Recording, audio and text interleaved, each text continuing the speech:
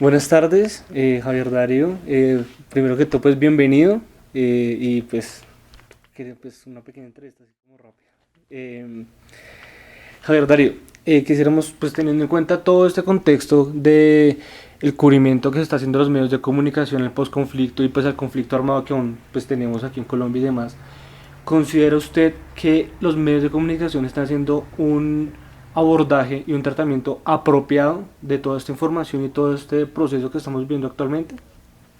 Sería injusto hacer una generalización, porque en realidad hay gente que lo está haciendo muy bien. Recuerdo en este momento una campaña que han emprendido unos importantes medios de comunicación para crear un clima propicio para el perdón y la reconciliación, con unas publicaciones que serían ejemplares en cualquier parte. Se han tomado el trabajo de conversar con la gente, de hacer unos análisis, es decir, de hacer una información bastante completa y muy pedagógica, porque creo que llegó el momento en que la prensa tiene que ser pedagógica, no únicamente informativa. Ellos lo están haciendo muy bien. Los que no lo están haciendo bien es porque obedecen a una lógica comercial cuando se requiere una información y un periodismo de un alto contenido social. El imperativo comercial obedece a la estructura financiera, económica que tienen los medios de comunicación. Son medios que siguen dependiendo en altísimo grado de la publicidad o de patrocinios comerciales. Y naturalmente eso crea, por una parte, una dependencia de esas fuentes de financiación. Y por otro lado, asumen la lógica comercial de las empresas que publican sus avisos, sus anuncios, y dentro de esa lógica comercial no cabe la parte de gratuidad que necesariamente tiene toda campaña de orden social.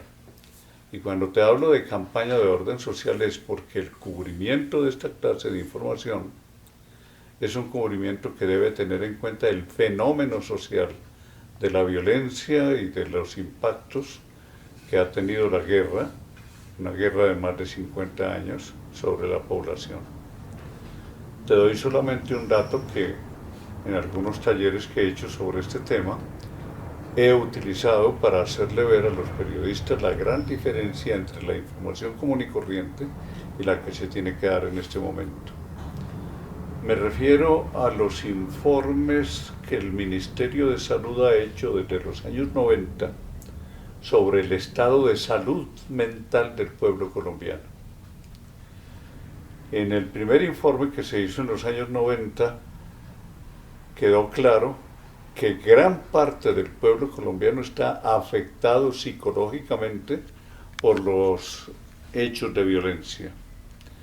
El que no ha padecido la muerte de algún pariente ha padecido el secuestro de algún pariente, o algún tipo de extorsión, o algún tipo de amenaza.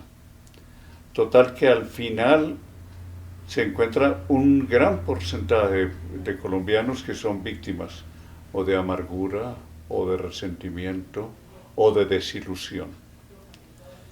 Esa encuesta se repitió a comienzos de este siglo y llegaron a la conclusión de que Colombia es el segundo país del mundo con más enfermos mentales. El primero es Estados Unidos, el tercero es Ucrania, y entre esos dos países está Colombia, que es el segundo en tener más gente con enfermedades mentales. Ese es un hecho que hay que tener en cuenta para informar. Yo hago una comparación y es cuando tratamos de informar sobre la situación del país actual es tanto como informar sobre un enfermo grave. Colombia es un enfermo grave y tiene que ser tratado como tal. Y hago esta comparación. Si usted va a visitar a un enfermo grave, usted entra en puntillas para no hacer ruido. Si tiene que hablar, hable en susurros. Y sobre todo lleva un pensamiento. este enfermo no se nos puede morir. ¿Qué puedo hacer yo para ayudar? Esa es la disposición que necesita la prensa en este momento.